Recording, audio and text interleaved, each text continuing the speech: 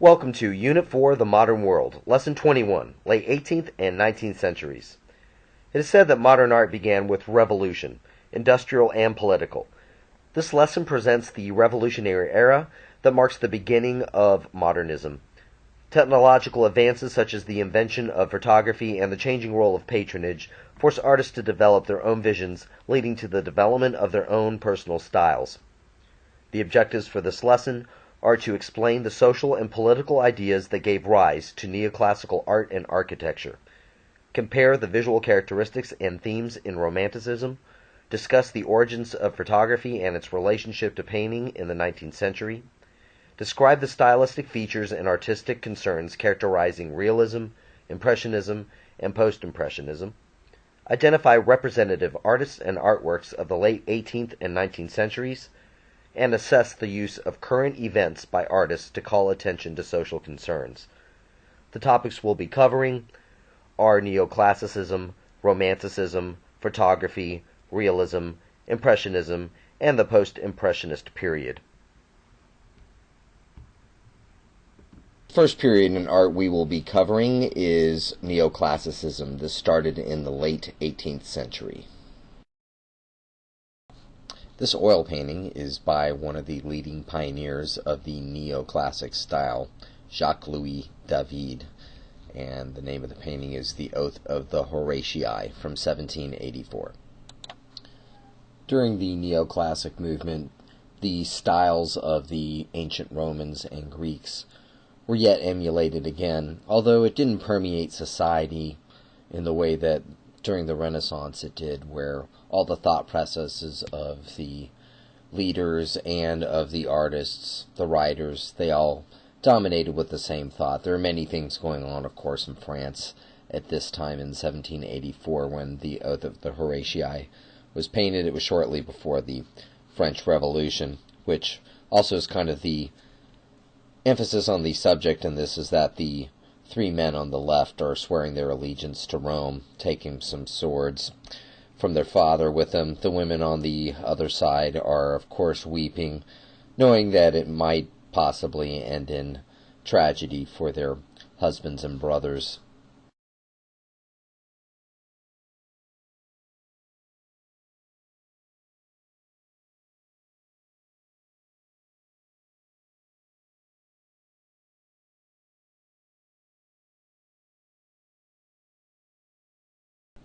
David was definitely a political painter. He was heavily involved with Robespierre during the Revolution. They were friends. And also, he helped contribute to the public image of Napoleon during his reign as well. This painting was symbolic of France's attitude towards the aristocracy that had reigned for so long, and the attitude that eventually comes forth during the French Revolution, and the willingness to fight for your country at all costs. During the neoclassic period, we also see a transition in who is purveying the artistic ideas of the time. It's not that wealthy merchants aren't still paying for their families' portraits to be made and such, and not that nobility still aren't paying for portraiture, but the salons and academies, which are the academic institutions where the artists are learning, they're the ones that are becoming mostly influential in determining what is to be qualified as art during the neoclassic period and beyond. This slide has a few stills from the film The 300 that came out in 2007. With this slide, I just wanted to show the influence of the neoclassic movement on the artists and designers that created this film. The subject itself, about a small army standing up against a larger one against all odds, is also something that would have been typical during the neoclassic period. This oil painting from 1785 is by Angelica Kauffman. It is titled Cornelia, pointing to her children as her treasures. Angelica Kauffman came out of the British Royal Academy. It was still uncommon at this time period for women to be in the art field. It was still being heavily dominated by men. The story in this particular piece relates to vanity. If you see the woman on the right of the painting, she is holding some jewelry, basically speaking to the woman, showing what her jewels are, and the woman in a sense replies that her children are her treasures and that she doesn't need jewelry. The styling of the figures in this painting also have that Roman influence, as we saw in the Oath of the Horatii.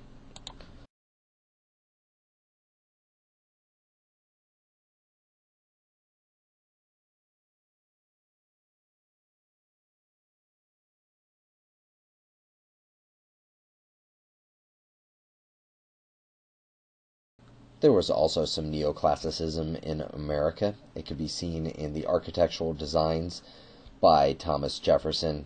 He designed the University of Virginia, as well as this building in this slide, Monticello. It's in Charlottesville, Virginia, built between 1793 and 1806. Jefferson, of course, was one of our founding fathers, and the attitude of the Republic was reflective of the style of the Romans, also dealing with the Republic. Neoclassicism in American architecture is also called the Federal style. The Enlightenment, which is also called the Age of Reason, which was happening in the late 1700s, led to neoclassicism, and neoclassicism eventually passed on and led to a movement called Romanticism. Romanticism had many subjects. Themes that were mostly painted were that of nature and rural life, and that of the common man. This is a painting dealing with the common man. It is by Francesco Goya, painted in 1814. It is actually about an event that happened in 1808. The painting is titled The 3rd of May, 1808. It deals with the occupation of Madrid by Napoleon's armies. A riot had broken out, and the following night firing squads were set up to deal with the rioters. As you see, people were murdered in the streets, and something revolutionary about this painting is that it is lit from within. There is no outer light source. Goya started off as a court painter, but he's mostly known for painting scenes of disaster and atrocities committed during wartime. This oil painting by Joseph Mallord William Turner would have a tremendous amount of influence on the Impressionist painters and beyond, coming in the late 1800s. It is titled The Burning of the Houses of Lords and Commons from 1834.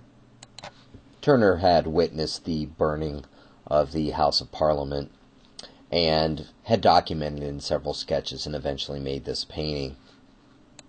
What's revolutionary about this painting in the context of the time is that it has extremely loose brushwork and bright colors, thus conveying some sense of emotion of the fire. The view that is in this is actually not exactly how it happened.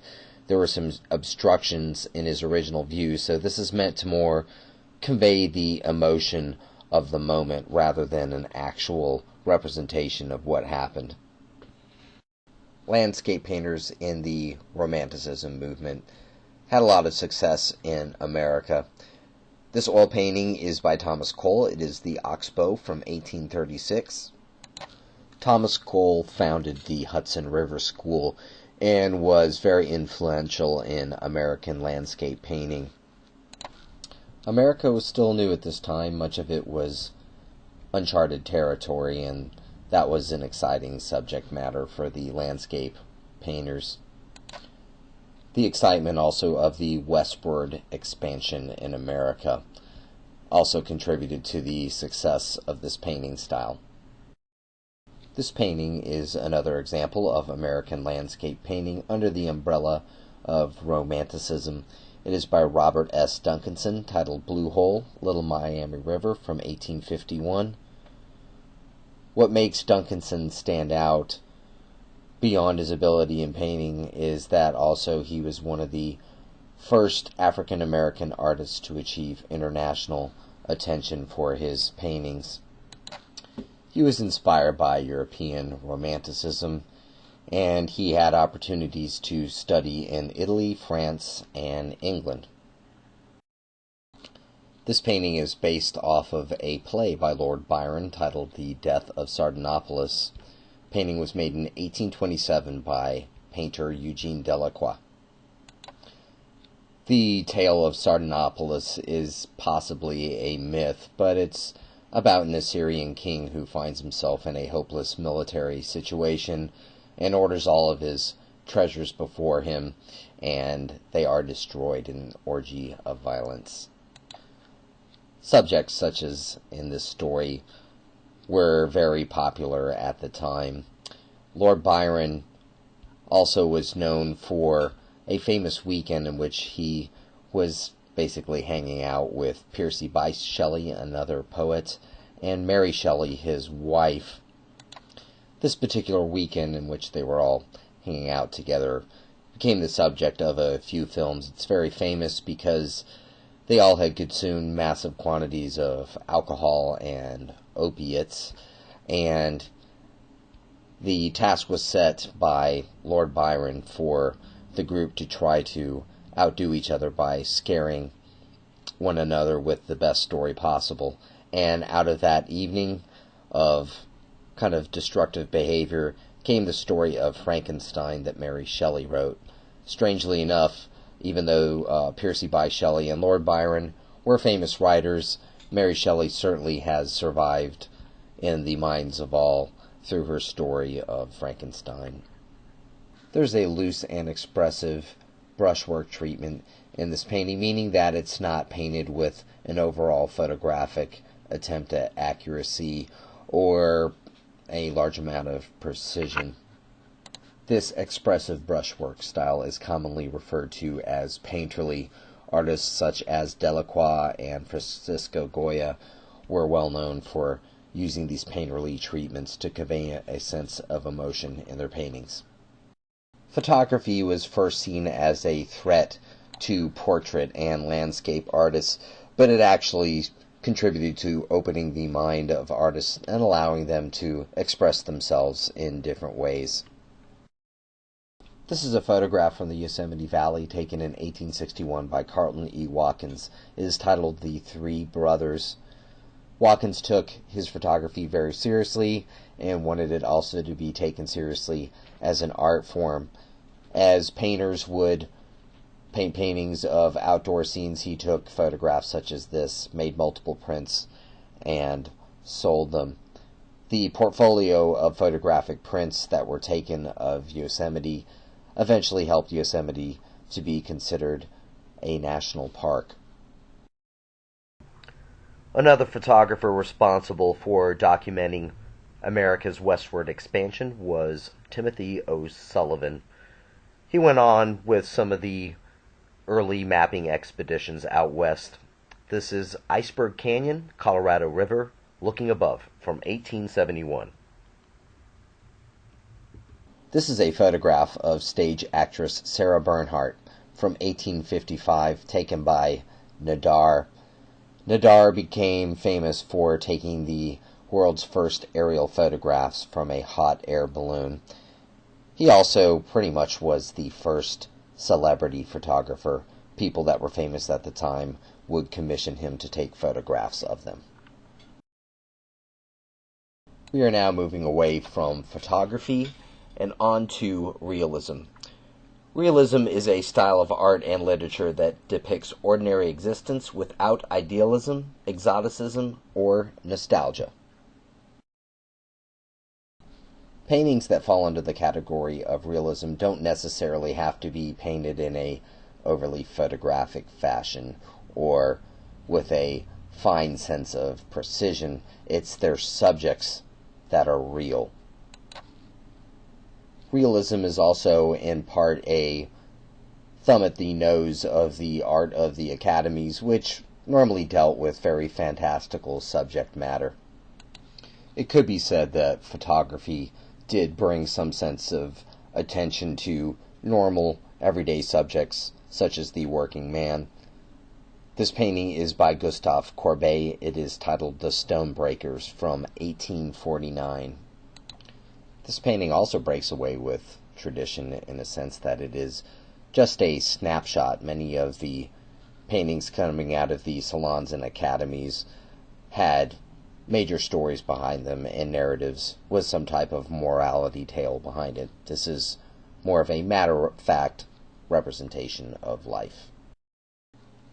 Even though the subject of realism was rejecting the art of the academies, the artists still had the full intention of trying to sell their work, and through that they also dealt with popular subjects at the time. This painting is from Rosa Bonheur. It is The Horse Fair from 1853. Bonheur was encouraged in the arts by her father, and she is yet another example of the rarity of the success of a female artist during this time period. She was also somewhat of a rebel. She sometimes would pop up in men's clothing. If you look also in this painting, in the center there is a character in a blue-green coat. That is a portrait of Rosa Bonheur. That representation of her can also be seen as an example of the artist just trying to fit into a male-dominated world.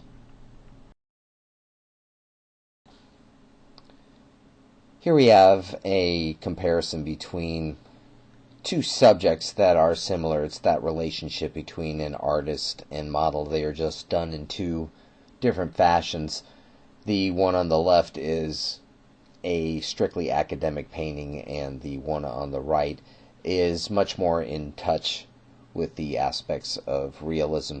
The painting on the left is by Jean-Léon Gérôme. It is Pygmalion and Galatea from 1860, based on the Greek myth of a sculptor that carves a sculpture so beautiful that he falls in love with it.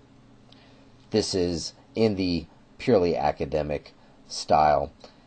Jean-Léon Gérôme also was the teacher of Thomas Eakins, who painted the painting on the right, William Rush carving his allegorical figure of the Schuylkill River from 1876-1877 range.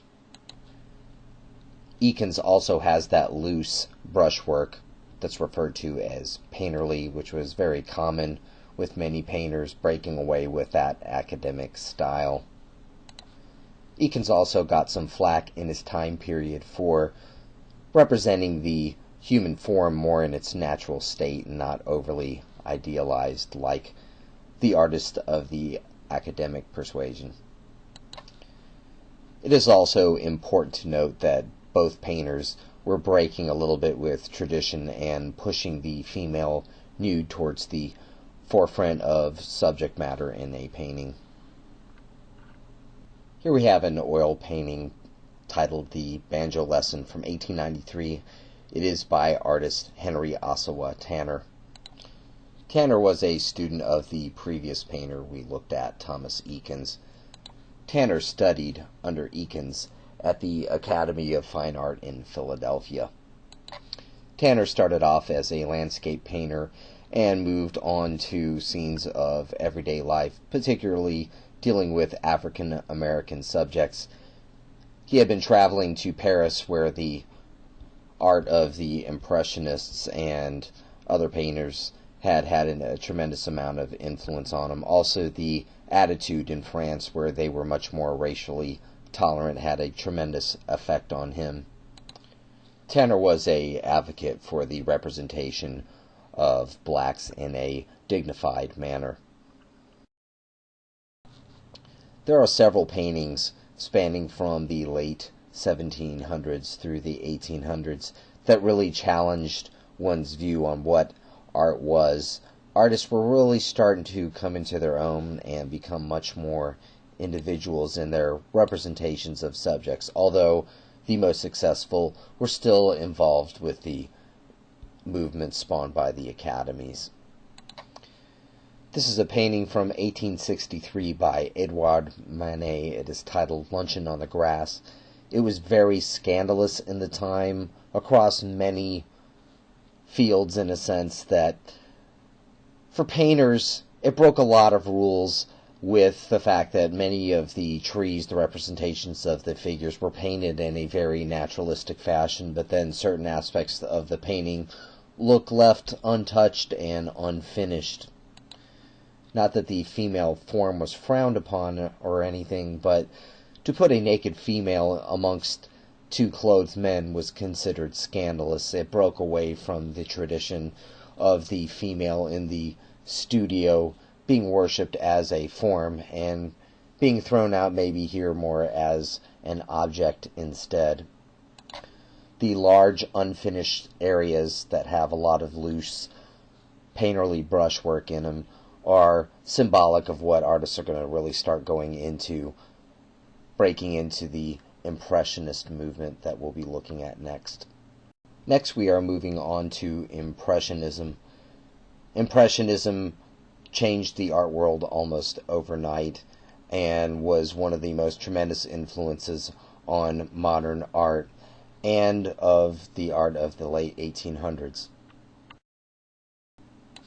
Impressionism did not last very long, but had a tremendous influence on the art of the late 1800s and on into the 1900s. The painting that's really responsible for starting the movement is this one by Claude Monet. It is titled Impression, Sunrise, from 1872. The term Impressionism taken from this title was intended to be derogatory by French critics. When they saw this exhibited in the galleries at the time, it looked sketchy and unfinished, and the term Impressionism meant to leave that it's only leaving the impression of a work, not really anything substantial behind. But the critics really missed the boat on what was going on in the minds of the Impressionists. They were really dealing with the physics of light on color, transforming the way paintings had been made up until the point where a lot of shadows, reflections had a lot of blacks and browns in them. The Impressionists really noticed that reflections in water, in windows, in shadows, all have different elements of color in them.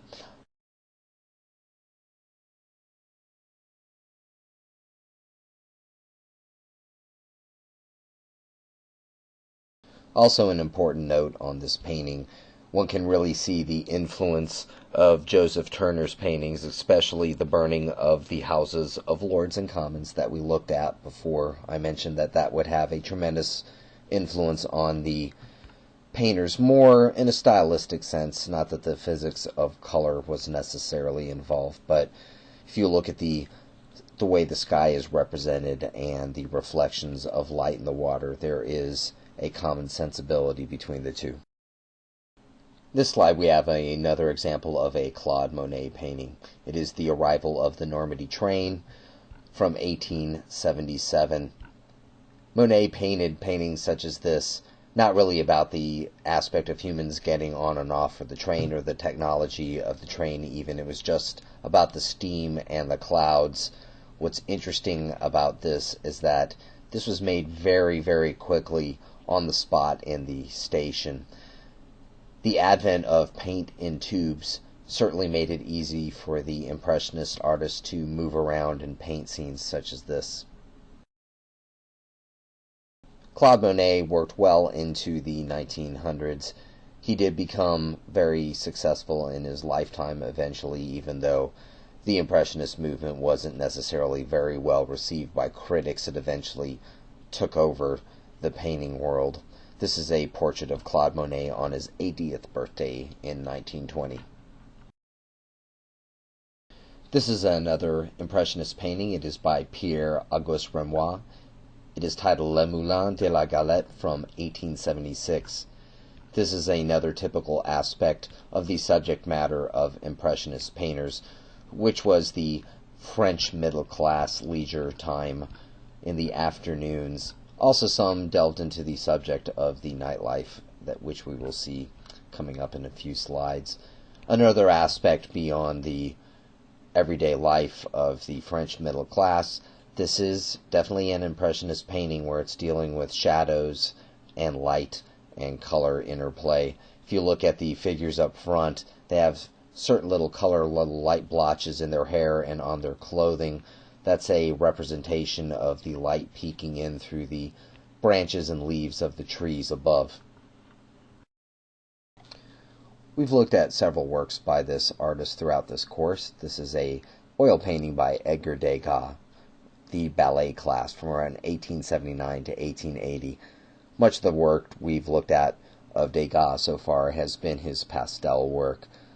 The subject matter of this does not differ much from the other Impressionists working at the same time period, in that he's dealing with leisure activities such as dancing, maybe more focusing on the ballet, which was certainly popular with the middle class as well. The one thing where he differs is, even though he worked along with the Impressionists, is considered a part of that movement, his colors are definitely a lot more subtle and less focusing on only the color and concentrating a little bit more on the subject matter. This is another Impressionist painting by artist Marie Cassatt. It is titled The Boating Party, from around 1893 to 1894. This also follows with the basic tradition of the Impressionist dealing with light and color. There's very loose and painterly brushwork involved in this, but the one thing that's differing a lot is the subject matter. The woman with the child is the focus of attention. It's also drawing attention to the success of the female in a middle-class role, that she's not playing any type of subservient role to the male in the painting.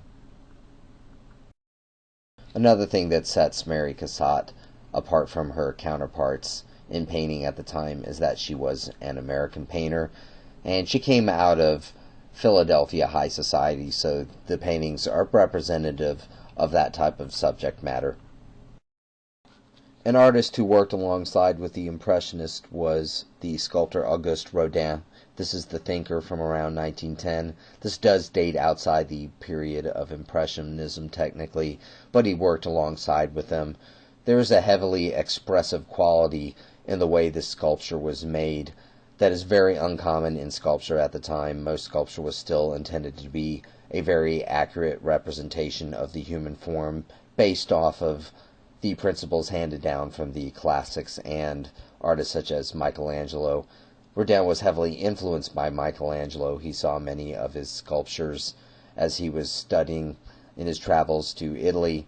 We saw an example of that in The Kiss, where we have two people that look like they are part of the marble stone.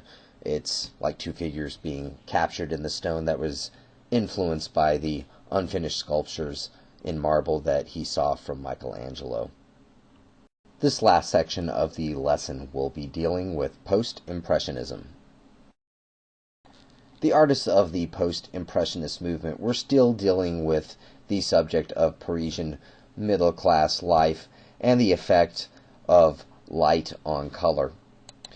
This painting is by Georges Seurat. It is titled A Sunday on La Grande Jatte. It is from around 1884 to 1886. The technique used in this is something we talked about in one of our earlier lessons. It is called pointillism. Rather than the larger rough brushstrokes next to each other, Seurat dealt with thousands and thousands of tiny little dots of color laying next to each other, sometimes being complementary also in nature, which was something that the Impressionists also played around with. One aspect of Seurat's work is the flatness of the figures, which will also have a influence on artists in the Post-Impressionist movement and beyond. One thing to point out about the Post-Impressionist artists is that there wasn't any particular style that dominated or was traditional amongst all of them. There were many differing styles that came out of this movement. Post-Impressionists were mostly dealing and playing around with the ideas that were birthed from the Impressionists. This painting here is by Paul Cézanne. It is Mont Saint-Victor from 1902 to 1904 range. This painting is also important in the context that it's paving the way for the Cubist painters in the 20th century to start blocking out some of their color feels as you see in here. We can notice the essence of a mountain and trees and houses, but they're really being heavily abstracted. That wasn't necessarily a huge trait of the Impressionists, where it becomes so much about the color that you can't recognize anything in it, but we're slowly starting to delve into that with the work of Cézanne. One of the most famous artists in the world came out of the post-impressionist movement. That artist was Vincent van Gogh. This particular work is Japanisari, Flowering Plum Tree, from 1887, modeled after a work by Hiroshige. Van Gogh is really influenced by his surroundings, but also by Japanese prints, which were very popular at the time. Van Gogh, as a post-impressionist, still had a heavy emphasis on color, but his intention with color was to try to get some sense of emotion evoked out of his use of color and brushwork. The influence of the Japanese prints can also be seen in this particular painting, The Sower, from 1888 by Vincent van Gogh. You can see that influence in the way the tree is composed in a very asymmetrical fashion across the front of the image. There's also very loose brushwork in here that's very typical of Vincent van Gogh's work. Some of the work is painted so heavily with layers and layers of oil paint that it's still kind of squishy to the touch. Of course, none of us would be able to do it, but it is said that it is layered so thick in some of his paintings that it's still not dry underneath all of the layers of paint. This is one of the most well-known paintings by Vincent van Gogh, titled The Starry Night, from 1889. This is the quintessential Van Gogh painting.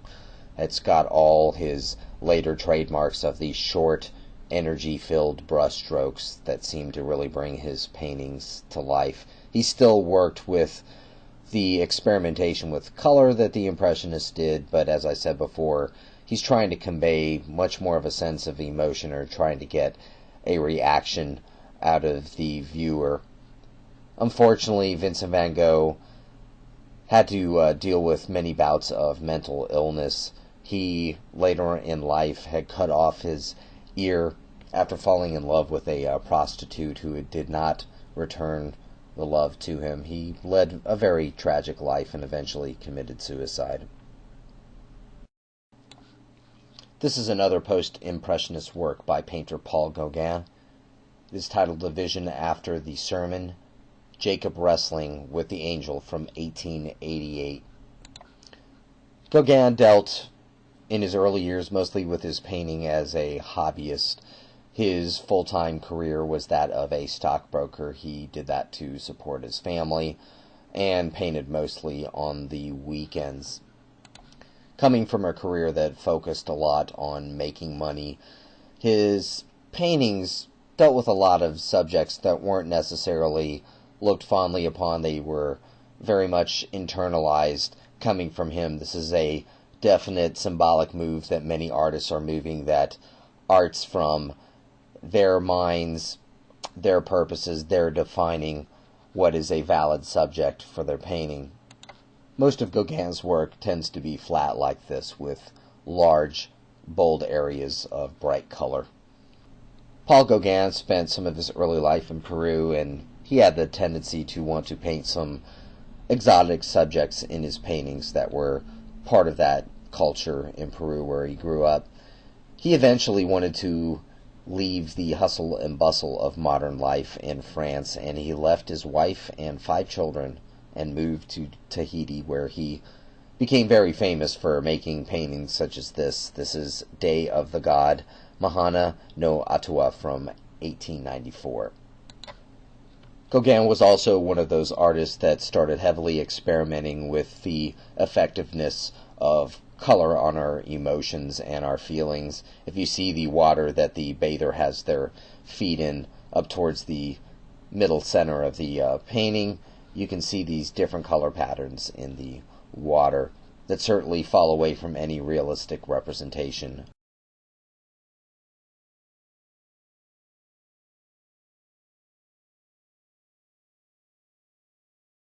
This is a self-portrait by Paul Gauguin. It is Portrait of the Artist with the Idol from around 1893. This also exemplifies a lot of the things that represent Paul Gauguin. When you look at the idol in the back, that's a representation of his island life, and he's still dressed as a Frenchman, as we see up front, so he still identifies with his nationality, so to say. Also, the characteristics of this with the flat, non-descriptive brushwork is very typical of Paul Gauguin. We've talked about this artist in previous lessons. This is a painting by Henri de Toulouse-Lautrec. This is at the Moulin Rouge from around 1893 to 1895. Most of the work we've seen by Toulouse-Lautrec were his posters and advertisements for the Moulin Rouge. This is more of a painting of the life within the Moulin Rouge. This also has a lot of loose painterly brushwork characteristics that were from the post-impressionists and the impressionists, but this also is very characteristic of his poster work. What's interesting, the things that you see in the foreground, like the rail, the chairs behind the figures, they're relatively unimportant. This is all about mood and light, creating definitely a spooky atmosphere. Many of those people were probably drinking absinthe.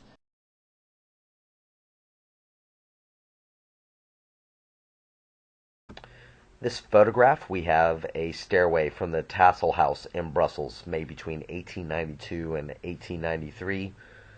This is an example of another art movement in the late 1800s called Art Nouveau.